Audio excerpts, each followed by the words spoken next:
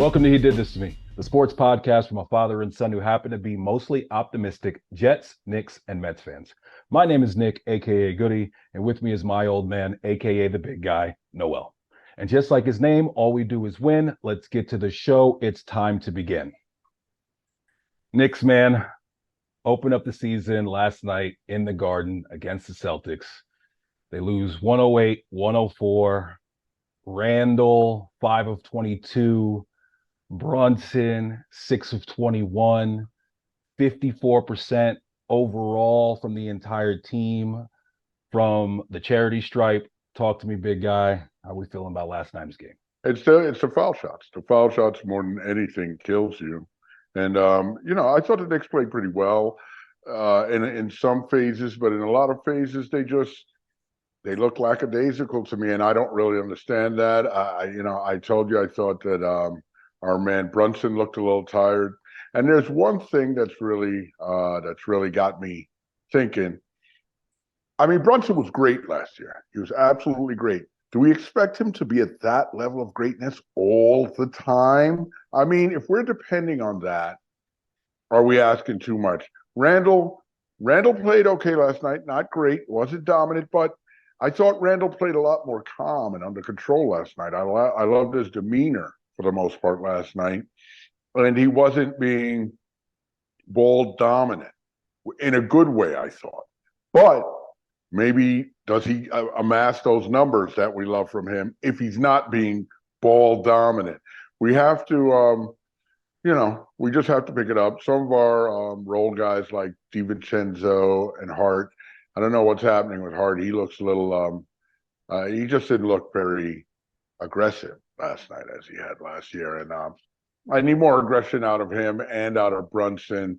Brunson looked a little tired, Nick. I mean, I don't know how else to put it. He looked a little spent, and that's concerning.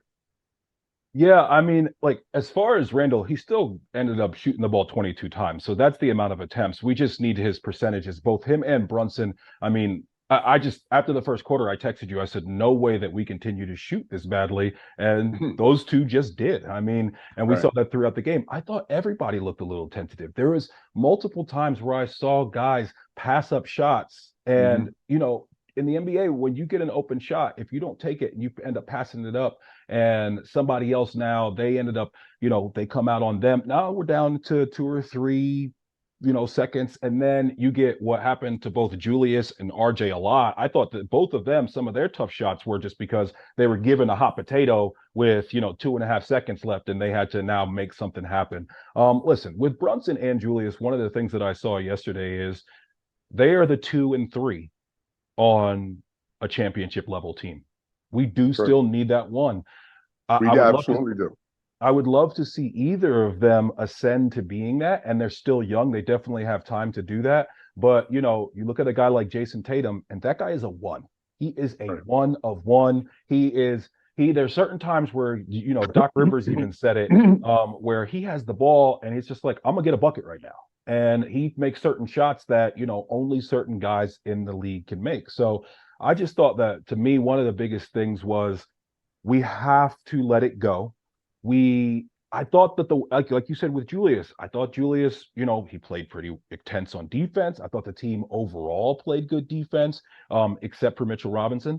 And I thought that one of the big things for me is that, with your team having its 2 best players shoot and play so terribly, and you shoot 54%, and you end up losing by 4 to a team that everybody has anointed as just just going to walk their way into the Eastern Conference Finals. So that is the one positive to take from it. Yeah, if you want to look at it that way, yeah, that helps. I agree with you.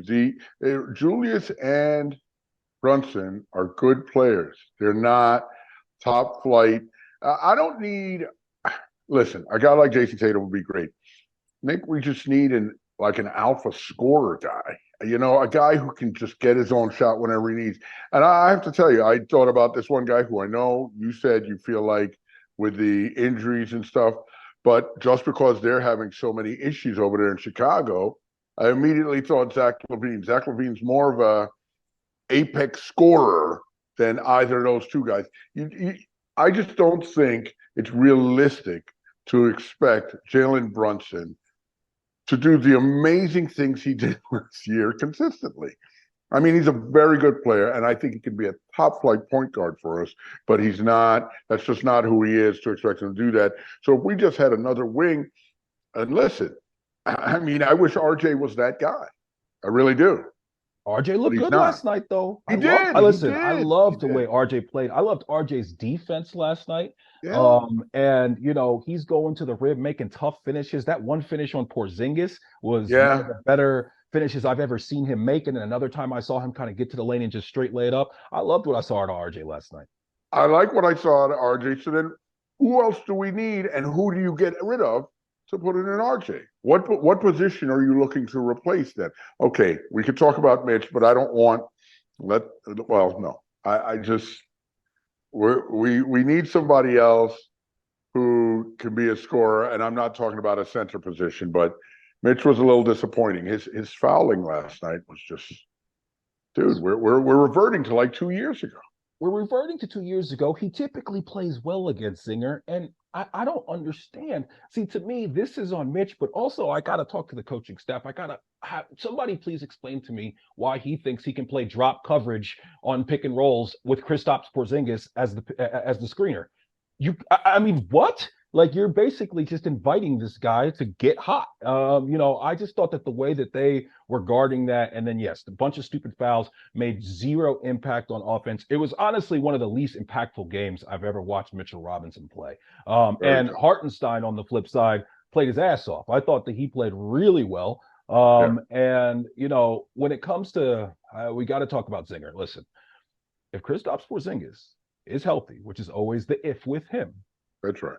on that team with Oh a yeah. guy like Holiday and a guy like Jason Tatum. I mean, the Jason Tatum him PNR is just it's just impossible to drive to guard against.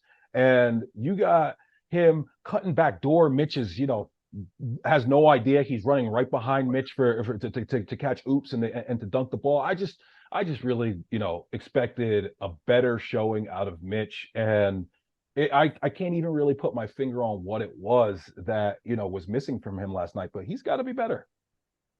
Absolutely. Mitch is unbelievable. Mitch can be so exhilarating, but I mean, he literally cannot do anything on offense except alley-oops.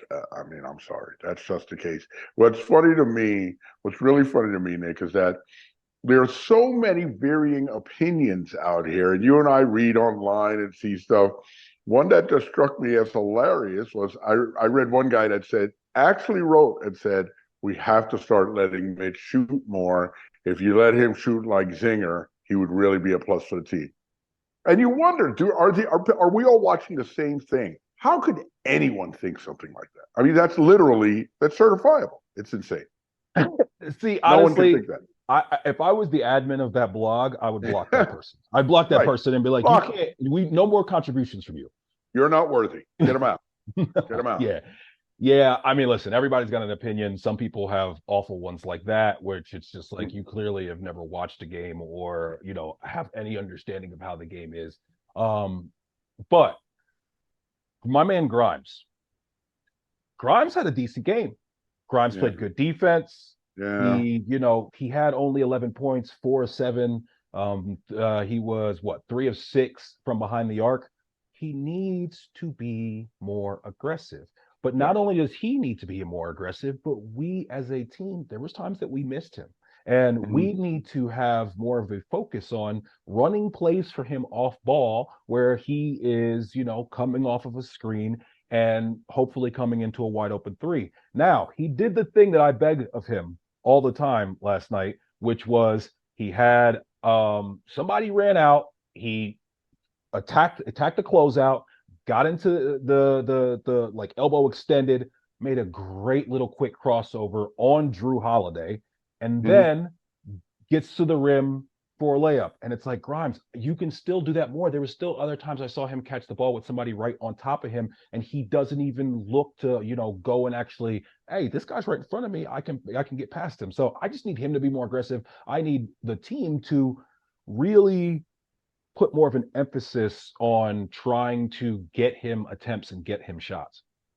I think he'll get better with that and gain more confidence. And you're right, if the team focuses on him, that'll help him gain confidence sooner. One thing last night with Grime that killed me though is he had that open three with a little over 2 minutes left, with us up by 6. That if he makes that three and we go up 9, I think it's a whole different thing. He misses the three, we come down, Porzingis does his thing for like 4 straight foul shots, and then of course down the stretch, we were at best 50% from the foul line, and that's a joke. Right? That's where Julius and Jalen Brunson really killed me. Is that we've got to, those guys, especially our leaders, we have to make those foul shots down the stretch. They did, we didn't. That's it. And I mean, I'm sorry, but if Quickly's on the court with anyone when there's a tech to be taken, what are we doing? Why? I don't even understand what we're even thinking about there. I mean, Jalen Brunson's a decent foul shooter, but had he taken a foul shot all game? No, because he ended up going 0 for 1 for the entire game. It was amazing to me. Why is this guy walking up and taking a foul shot? And don't tell me we just, willy-nilly, whoever's closest to the line, that's idiotic. I don't want to hear that. But we know that. You and I have talked about it. I showed you that article last year that talked about the fact that Tibbs kind of leaves it up to them, which I think is absolute nonsense. It should be there should be on a hierarchy starting with Quickly at the top, and depending on who's the floor, these are the guys. RJ shot a technical free throw yesterday. He actually though was 6 of 7. Him shooting a technical free throw is like, the world is upside down. What the fuck is going on? Yeah, right. But Julius only goes 1 for 5. Even your boy Grimes, when he misses the 4-point play opportunity when he gets, and that's like basically as a Knicks fan, like the crescendo of the game. But he gets it kicked out. He gets it kicked. Yeah, but it's not LJ. It's not LJ. Right, because he didn't make it. He needed Chris Childs walking up to him and grabbing him and saying to him, but you still got to hit the free throw. But yeah, man, I mean, like, just the missed opportunities at the free throw line are just infuriating. But there was a couple. So when Brunson was going to the line for that technical, I was watching it closely, and as he's going, Tatum's walking and walks into a space that makes him get off his spot. And then he walks past him, he's rubbing him and touching him like as he's walking past. First of all, I need Brunson right there to give him like a Charles Oakley chop down to the wrist and be like, get your fucking hands off me. Stop touching me right now. That's right. But I feel like he was just trying to stay focused, but then he goes up and misses that.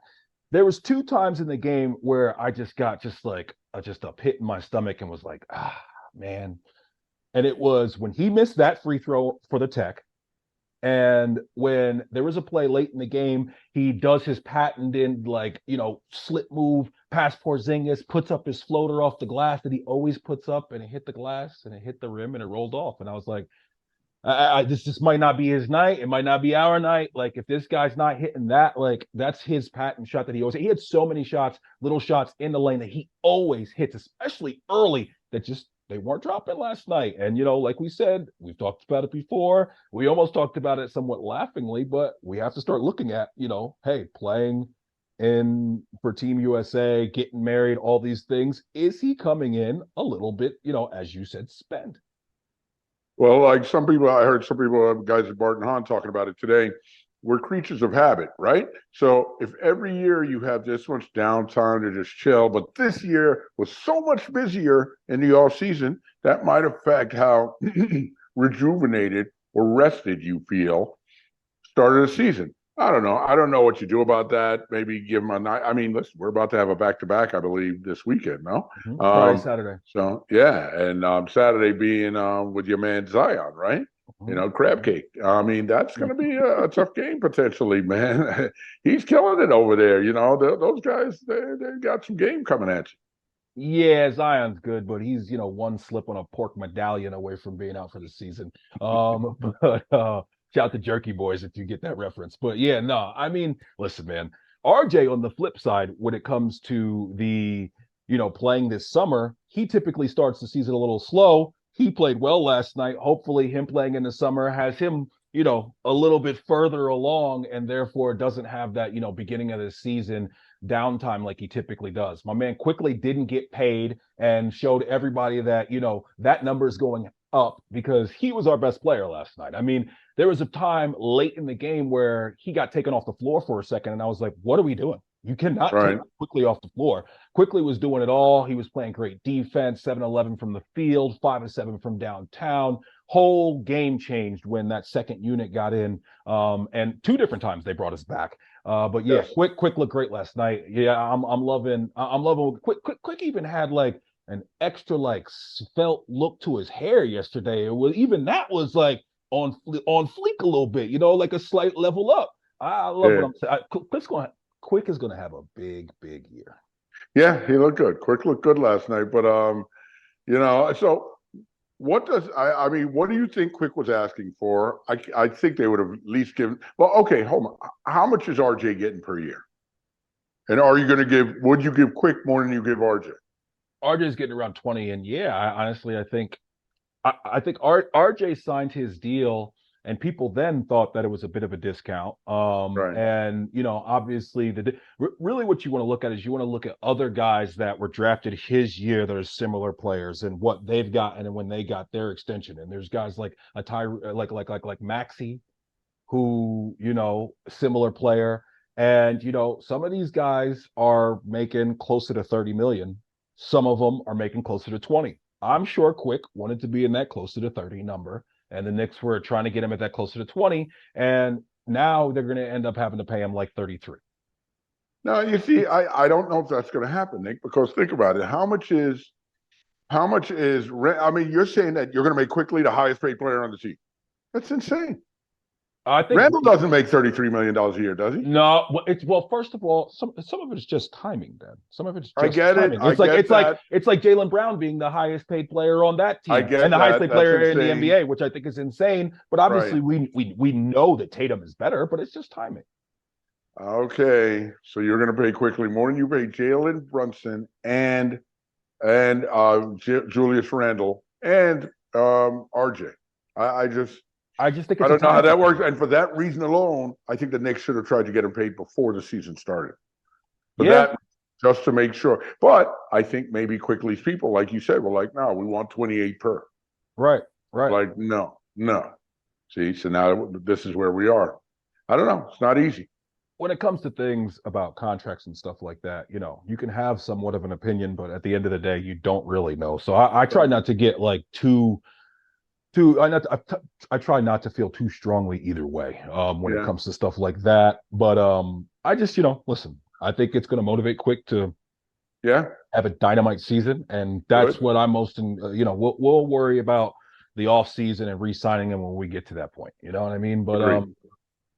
the one thing that I see, and obviously we're going to play Boston 3 more times during the season, Mhm. as well as we are going to very possibly match up with them in the playoffs. We know that Julius's kryptonite is strong guards who can pick him up, outside the 3-point line and still be able to stay behind him and not get bowled over in the paint. And Drew Holiday is there's no one better at it than him. I mean, he's Oh, been a fantastic defender.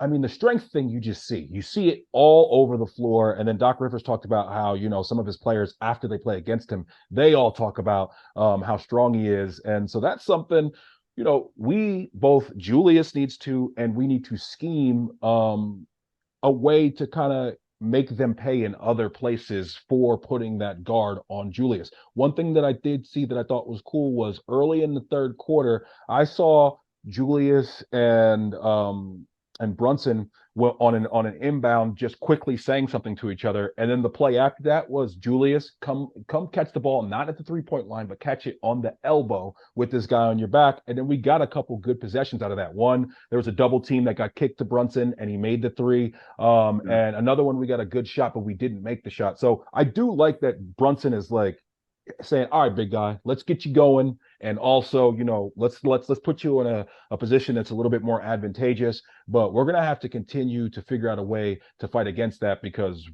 we're probably going to play Boston at least 3 if not 10 more times this season. Hopefully. Yeah. Yeah.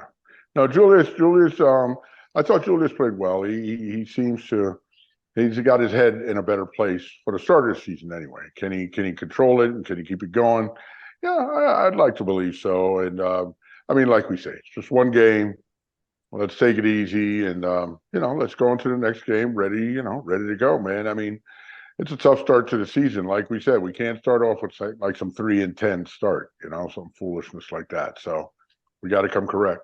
Right, right. Yeah. And that's the thing. It is one of 82, but I hope everybody's shooting 100 free throws after practice today. And we need to come out, we need to blow out the Hawks. I think that we're dogs. I think we're +2, playing against the Hawks, in Atlanta. So, hey, if we don't come out and we don't, play really well against them and win that game, somewhat comfortably, I'll start to get a little bit nervous. But like I said, lots of things to be positive about from last night's game.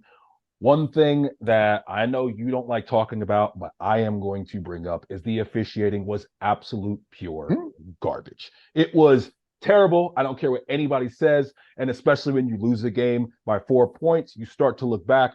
Julius, at the very beginning of the game, goes to the rim, gets his own rebound, puts it back up, gets his own rebound, puts it back up. He was fouled at least 2 clear times during that. I went and watched it back, maybe 3 times right there. And you can't tell me that Tatum doesn't get that call. Hartenstein, the technical that he got for re-engaging, this guy, you're in the middle. It's a good, strong, hard foul. He does the right thing, tries to keep him up. You're in the middle of falling to the ground, 2 large humans. This guy grabs your arm and pulls you through. You could trip over him. Anything could happen right there and you could injure yourself. And all you do is turn around and then immediately smile and walk away. And somehow that was a tech for re-engaging. Re-engaging is one of 2 terms that I heard yesterday for the first time. The other one was A to B. Dad, I played and watched basketball my entire life. I've never heard anybody say anything about A to B. Quickly went straight up. We challenged it. It was clear as day. All of the commentators are like, yeah, well, I don't know. Doris was drunk, but no, there was a couple. I never heard that A to B before, and he went straight up, as well as Tatum. Tatum hooks somebody. He does that hook almost every single time. That's illegal. My man Grimes, he's hooking Grimes, pulling Grimes. Grimes somehow gets the foul call. And then you have when the challenge against my man Brunson. When Brunson goes and he shoots a 3, Jaylen Brown runs underneath his feet. It should be not only a foul, but a 3-shot foul and a technical, and he gets a flopping call and they get 2. That's a 5-point swing right there, even though he missed one of the free throws. But I just thought the officiating was absolute horseshit last night. And whenever I hear Mike Breen, because Mike Breen's always trying to give the officials the benefit of the doubt, whenever I hear him saying, I don't really know about that one, that's when the officials are really fucking up. They sucked last night. That was terrible. The officials made some mistakes. By the way, that the NBA admitted that call against Brunson at the end of the game was a mistake. They've admitted that today. Okay. Yes. Yeah, that helps. Thanks a lot. Right. But you also know that if we had won that game, there would be some guy that's your alter ego up in Boston with a Boston Celtics hat on with a podcast saying the same things you're saying right now. Fuck that guy. Skewed by he can go Pakistan and Harvard Yard. It is skewed by the fact that you are seeing it one way. I think the officials made some terrible calls. At the end of the day, I don't think they cost us the game. We lost the game. That's it. Period. End of story. We lost the game, and we still had a chance to win the game, even with the terrible officiating. But that's right. At the end of the day, it was still terrible. So I know you're hearing all the Embiid chatter. I mean, there's reports that the Knicks are willing to give up every single thing that they have for this guy, which I don't. There's no way that, because Mitchell Robinson has to be in the trade. So if you're giving up Mitch and then Julius and RJ and 3 picks, I think that is wild. You and I are both on the same side as far as just not wanting Embiid in general. I don't love his game. He's, never played 70 games in a season ever in his career. So, I mean, when you first saw that report that got a lot of legs this week, how'd you feel about it? Oh, I wasn't thrilled. I mean, I don't want Embiid. I'm not a fan. I mean, he's a hell of a player, but I just don't want him on the Knicks. And I trusted my man Alan Hahn. And I looked at some things that Alan Hahn was saying, and he was saying these are garbage reports. I don't believe that, I don't think they're realistic. They're not just going to ship Embiid all of a sudden right now to start of the season or before the trade deadline. I just don't think it's going to happen. And I don't think the Knicks have spent all this time, all these years doing what they've done now to give everything away to have a team of Jalen Brunson and Embiid. It just doesn't make any sense to me. You know, if I'm Embiid, I don't know why I want that. Why do I want to go to the Knicks and just be there with me and Jalen Brunson? I mean, and now everybody's over here. No, that doesn't do anyone any good. I don't think it's going to happen. I think it's just people with, some people always want the shiny object, the shiny object. Oh, I want the big star, regardless of what else it brings with it or sends away. It's not always about the shiny object. You have to spend time building a team. I hope and believe that's what we're doing.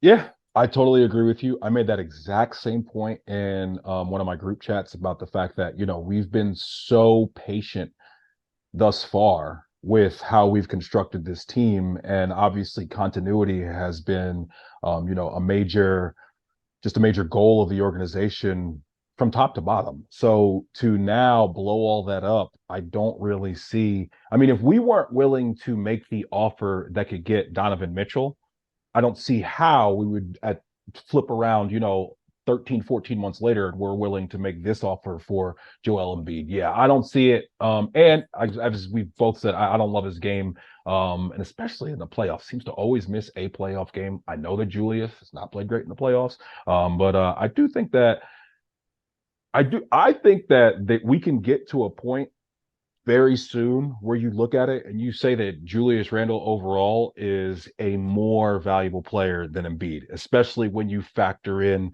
the availability part. I really just want to see, Julius really needs to do is just have a decent run that is similar to his regular season form, come this playoffs. But yeah, don't want Embiid. I totally agree with the whole shiny object thing. So many people are like, oh, we got to do this, we got to do that. Sometimes you just gotta stay the course. Pump the brakes. I think more than anything, that Julius Randle and Brunson need a scorer. RJ can be a good scorer for us potentially, right? Let's say RJ went to 21, 22 points a game. That's if he's making his foul shots, right? RJ could be that guy. But we need a scorer on our team that's making easy baskets. I'm just talking like an Allen Houston, your favorite guy. Just a jump shot guy who can just make shots.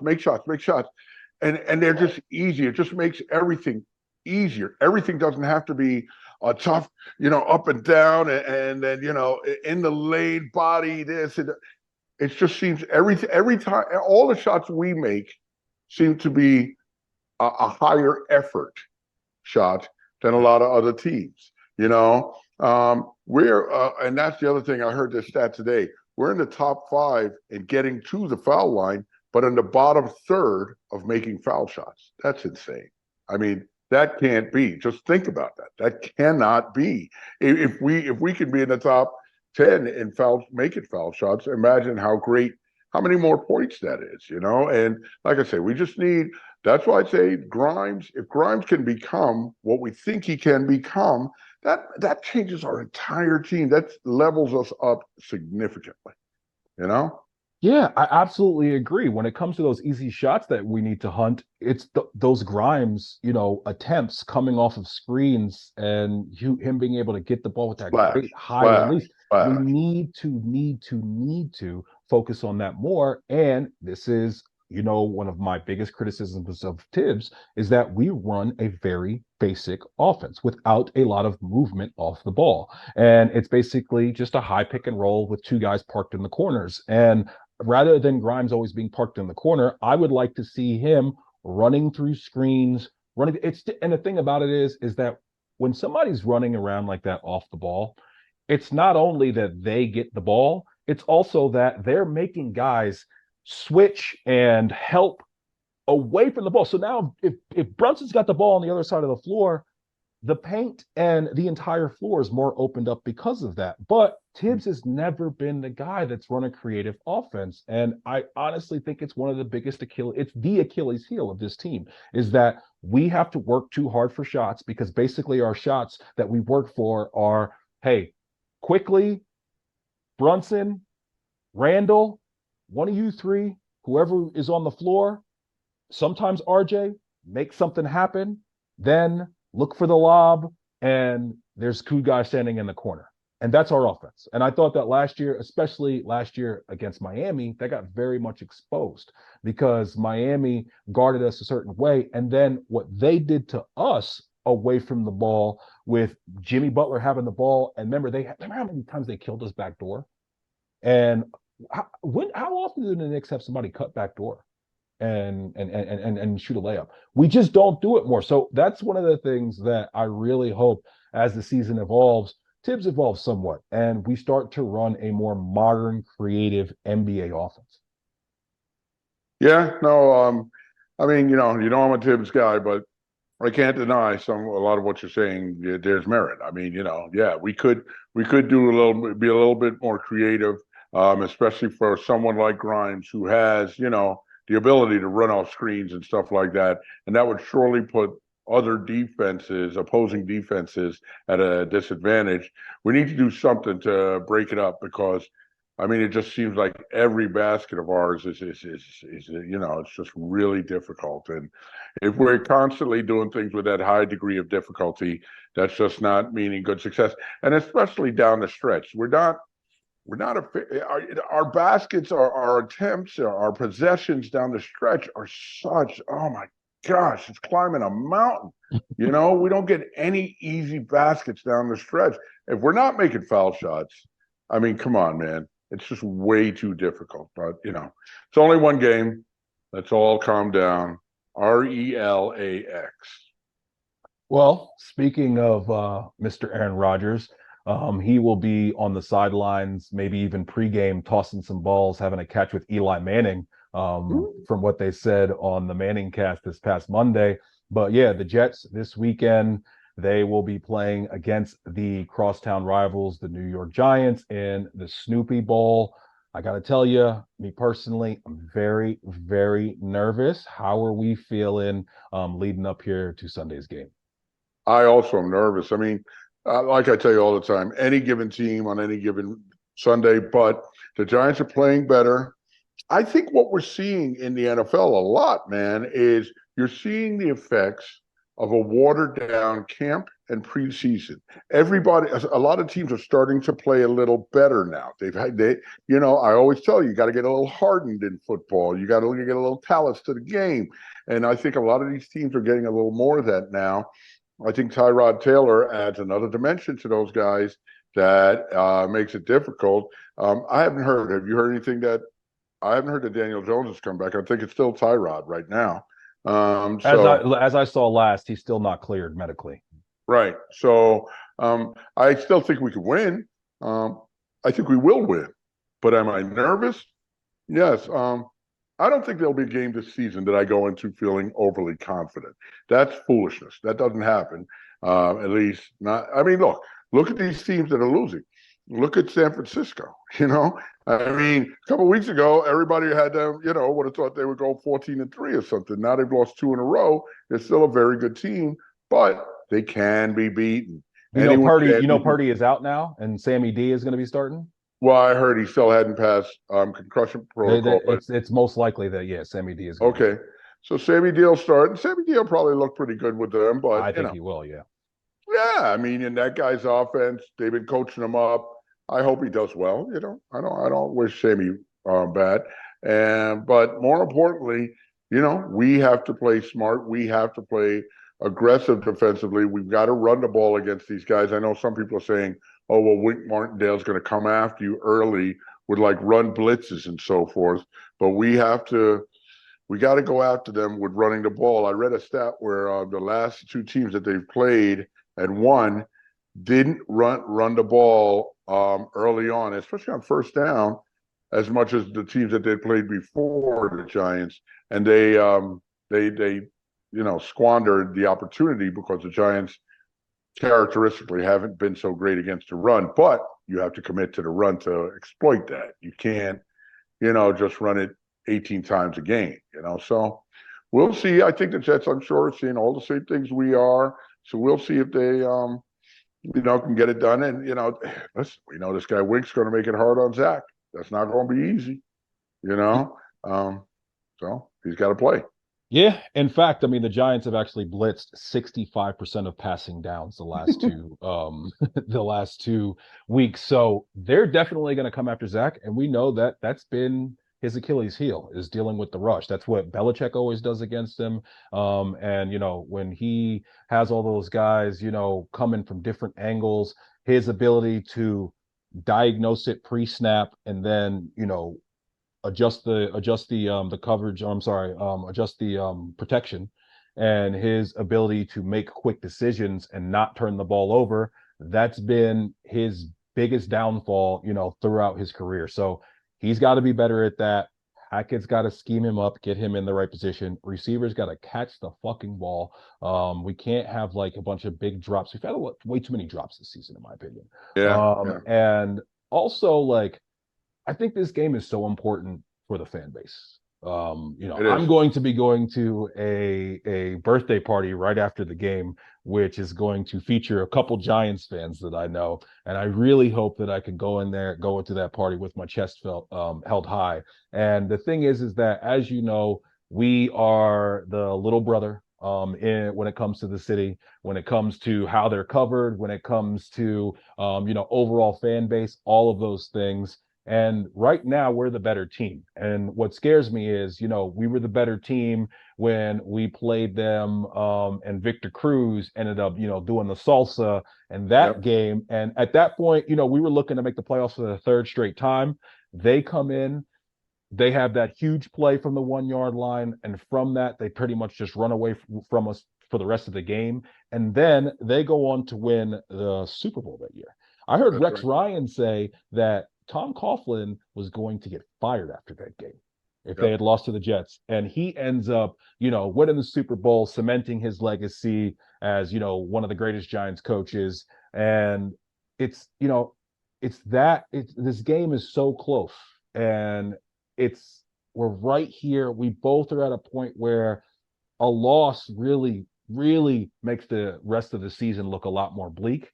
And Mm-hmm. we've embarrassed some really great quarterbacks. We need to embarrass Tyrod Taylor. We need to force this guy to make a turnover. That's the one thing he doesn't do, is he doesn't take sacks, and he doesn't turn the ball over. Well, we got to figure out a way to make him do that this week. And we need a breakout game from the offense, man. Yeah, we do. I'm getting more confident, which I don't really know why, but I'm getting more confident just that we are going to actually go into this game and just handle business. Can we just not give up a score on the first drive, maybe score or at least get a couple first downs on our first drive? And like you said, feed Brees. Zach, don't make the big mistake. Make a couple big throws. And the defense, I shut them out. The Giants should not score more than 10 points against our defense with their offensive line and the defensive line that we have that can just come at you in waves. We should be all over these guys. The only weapon that I'm somewhat scared of is Saquon, and I hear he's a little nicked up. Jets, this is an absolutely must win. Yeah, it's a big game, man. It's a big game. I mean, you're like you said, if we win this game, that brightens you up for the rest of the season. You're all pumped up. You're ready to go. We got to have this game. We got to have this game. And I know they're taking it this seriously in Florham Park, and we just have to come out there and come ready, man. There's no half stepping. We can't come out there at all, with some sort of bye-week malaise. We have to come out there, totally shooting on all cylinders. It's got to be a big night or a big afternoon for us. So fingers crossed, man. I will be watching closely. Yeah, man. Do it for the fans, Jets. We need this. For us Jets Need it. fans who have grown up, with friends as Giants fans, like, please do it for us. Yeah, we need it. Please help us out. Yeah. But so the D-backs. D-backs are in the World Series. We got the October Classic here in the desert in Arizona. They'll be matched up against the Rangers. Rangers won their game 7, 2.2 innings pitched for Max Scherzer, gave up 2 earned runs. He, did what he had to do, but when your team scores that many runs, I mean, this Adolis, I don't know if it's an Adolis or Adolis, honestly. Garcia, I mean, his story is so cool. In that Yeah, game 7, he goes 4 or 5. He has 2 home runs, 5 RBIs. He had 15 RBIs in the series, which set a record. unbelievable. And this guy, anybody could have taken him. He comes He over was from Cuba DFA twice. twice. Yeah. Anybody could take him, and he has arguably the greatest championship series of all time. So, great for them. Great for the local, fan base. Great to see Philly lose game Yes. 6 and 7. Love that. And yeah, I had a bunch of all my boys who are Diamondbacks fans. They're so hyped. And I just want there to be more buzz about baseball, here in the Valley. So I'm excited to see them in the World Series, and hopefully they can beat the Rangers. Honestly, I really don't care that much who wins. Just for the people that I know, a lot more D-backs fans than Rangers fans, but just glad the Phillies aren't in, and I'm looking forward to hopefully an exciting World Series. Yeah, I'm pumped for the D-backs fans. Like you said, friends of ours here in town, guys I work with and so forth. They're very excited. That's all they should be. I mean, come on, man. This team lost 110 games 2 years ago, and look at the position they're in now. So I'm pumped to watch that. Should be a good World Series. I was happy, I must admit, I was happy to see the Phillies go down. That is a bitter Mets fan, but sorry, Charles Graham Jr., godson, and Jesse Levy, by the way. Those are good friends who are extreme Philadelphia Phillies fans. So, I'm enjoying their pain right now. But the Diamondbacks, like you say, they're just an exciting team. Tommy Pham, good to see him doing well. And they're pitching, their closer, Seawald, not another former Met, by the way, who was annoying to me as a Met. Now all of a sudden he's got it all figured out. But he's playing well, and it's amazing how young those guys are, and to be going this far. So it'll be interesting to see what happens in the World Series. I'm just hoping for a good series, a 7-game series, frankly, just as a sports fan. Yeah, no, definitely. That's what I would love to see as well. Have it go 7. Just, give me some drama. It's like, listen, it's not just the Phillies not being in, a non-NL East team being in the World Series. I mean, it seems like every year somebody other than the Mets, back to 2015, there's an NL East team. So yeah, nice that nobody that's in our division is going to be winning it this year. But yeah, looking forward to hopefully an exciting series. Did you get a chance to see the details of Dwight Howard's court case? Ooh, yeah, that's a messy situation, to be sure. I told you years ago, Nick, that this guy's into something else. When I heard he's sleeping with like a 10-foot snake in his bed. Sorry, but that's no bueno. That's not kosher for me. So once I know you're doing something like that, there's all sorts of things going on, and I hope he gets it figured out. Seems like a nice fellow, but yeah, there's a lot going on. Yeah, a lot going on. Let's go ahead and leave that there. So I saw an argument recently where they were talking about Jokic and where he ranks all time. Obviously, you win a couple MVPs, you win a championship, you're going to start getting mentioned in some of those conversations. I mean, the guy's basically 25, 10, and 10 just rolling out of bed, and he looks like he just rolled out of bed when he does it. He's 20, 10, and 6 for his career. Shout to a very random person, Dan Radmanovic. He is Serbian as well. I used to work with this guy, and there was a time where he was trying to tell me that this guy Joker was better than Porzingis, and I laughed in his face.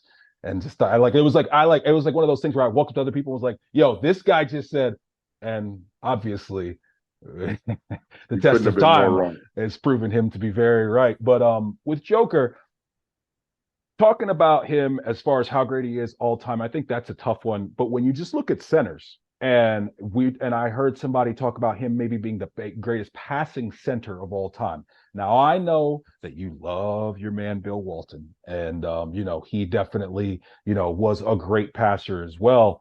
But I mean, in my lifetime, I would say that he's not only the best passing big man I've ever seen, but in addition to that, he's creeping into, greatest of all time, and he's 28 years old. And so if he continues, and his game is not predicated on athleticism, so there's a very good chance Oh. that he will be able to continue to be the player that he is. I mean, can you see a place where at some point we have to look when we're talking about the five greatest players of all time, that we got to talk about the big Serbian? The dad bod god, right? He has to do it. He would have to do it, Nick, for like another 7 years. I mean, realistically, right? 6, 7, 8 years. And he might. You're right. His game's not predicated on athleticism, so he might. But no buts about it. I mean, the guy's a great player. I mean, he really puts up some extreme numbers. It doesn't help him that he plays in a place that doesn't get a lot of attention. That's why Bill Walton, even though Bill Walton is more great as a college center than he was as a pro. Sure. I mean, that year in Portland was amazing and all that. But when he was with the Celtics, he was just a backup guy. He wasn't all that.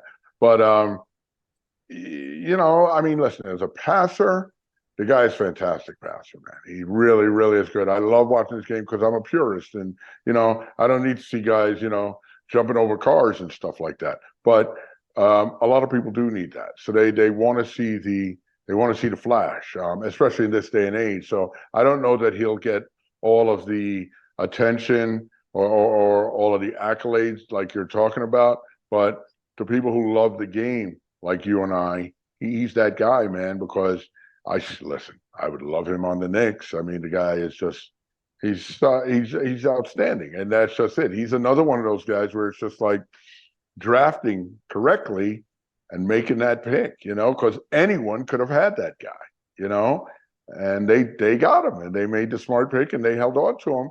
And you got to draft these guys correctly, and then give them room and time to grow.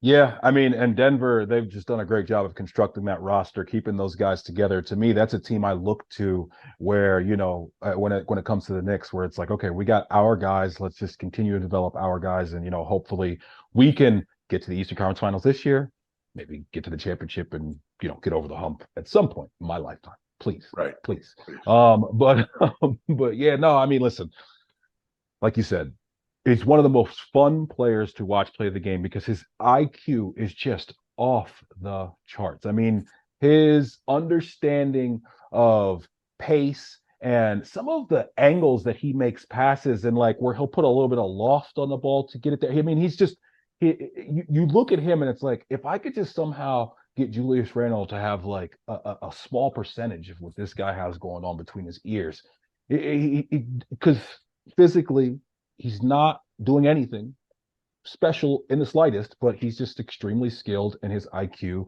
is unreal. He's so fun to watch. I do think that, he's going to be a 25, 10, and 10 guy for another 5, 6 years. And if he does that, then his numbers are going to be bananas.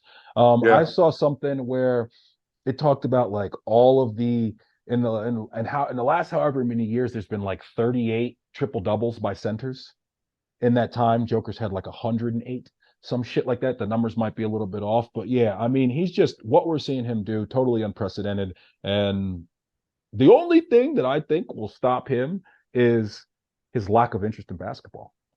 Yeah. I Yeah. could see him if they win, like if they like do something like win like 2 and 3 years or 3 and 4 years. I could see him being like, man, I'm gonna go chill in Serbia. I got all the money I need. I'm gonna, I like owning horses and doing silly Yeah. shit. Yeah. Yeah. And he's over there dancing topless Exactly. Novak with Djokovic, and Those just guys deciding love he don't doing want to do it everything. anymore. Those guys love doing everything outdoors with no shirts on. So yeah, he'll love that in the forests of Serbia, riding some like Clydesdale or something. Yeah, he's all over that. That's who he is. I can Right. see that for Him and sure. his big ass brothers just Right, out there, and they'll live good, and I mean they got more than generational wealth, especially in Serbian money. So that's the right. only thing I could see. Do you have any interest in Fury versus Ngannou? I mean, yeah, I'd like to see it. I mean, Fury. I think Fury's just gonna, keep this guy at arm's length for a while, and he's gonna get tired. I can't see it going much any other way. Fury's gonna keep him out there this far away, and then when he gets tired, he's just gonna have this guy fall straight into like a hammer right, and he's gonna go straight down and hit his face on the mat. I think that's where the way that's gonna end up. But you never know, right? He is Ngannou, so you never know.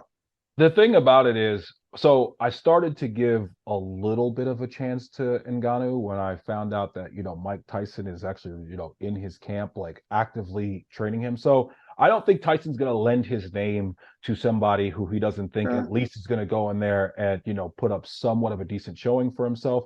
I also don't think that, I think that spending that time with Tyson, he has to be picking up some things. Now, for him to be able to beat a guy who's arguably the greatest heavyweight champion of all time is obviously not likely. And the path to victory for Ngannou is to be able to catch this guy.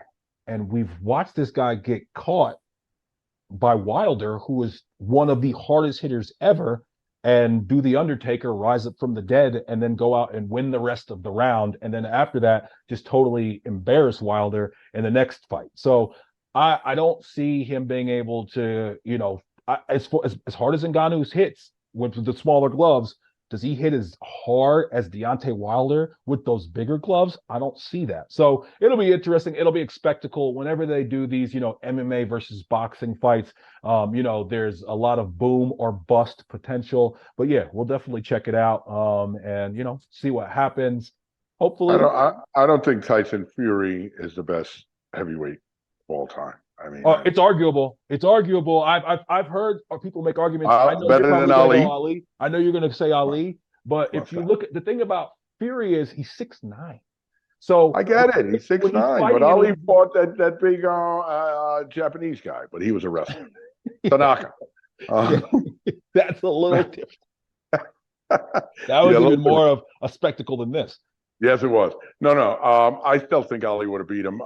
Tyson Fury's good, Nick, but he hasn't fought anywhere near the competition these other guys did. And yeah, no. Tyson, what's his name, would beat him. I don't know, man. George Foreman would have given him a run. Larry Holmes and him would have been an excellent fight because it would have been a jab fest with two tall guys. Now Larry Holmes is a lot shorter than he is. Not a lot though. Larry Holmes is like 6'3", 6'4". So that would have been interesting because those guys both have fantastic jabs. I don't think he's the best heavyweight of all time. No, no way. He's See, I good. mean, I bow to you when it comes to this argument because obviously you got to see all those guys fight. Seeing it now and watching highlights and watching replays is not the same as living in the time. The best heavyweights that I've seen in my lifetime: Lennox Lewis, Mike Tyson, obviously. I think that he would see Mike Tyson, which by the way, it's funny that he's coaching against him because Tyson Right. Fury was actually named after Mike Tyson. Of But course. with Mike Tyson, he would have been the exact kryptonite for Tyson. A big, Oh strong, yeah. tall guy with a He jab. killed Tyson Tyson. would, yeah, he would have. Tyson would have had even peak Tyson would have had a really, really tough time with a guy like Tyson Fury. Lennox Lewis is the only other guy in my lifetime that I could even say would possibly have a chance against Tyson Fury, and I think Tyson Fury beats him. So in my lifetime, he's probably the best heavyweight that I've seen. But obviously, the golden age of the heavyweight division, which is something that you got to live through. It's definitely up for debate whether or not he'd be able to hang with some of those guys. He would have beaten Peak Tyson because not Peak Tyson, but Tyson, when he was, boozing and drugging too much and flipping out, lost to Buster Douglas with the Tyson Fury game plan. Right. Okay, Buster Right. Douglas used that exact game plan, and he beat Tyson that way. But Tyson was also, not in his best condition. But yeah, I think it would have beat Tyson because Tyson would be too small. But I think there's some other guys who would definitely give him a run for his money. Yeah. Well, hopefully it's not boring. Hopefully it's interesting. Catch us every week on YouTube or wherever you find your podcast. Please like, comment, share, and subscribe. And you can find us on all socials at he_did this to me. Love you, big guy. Love you, kid.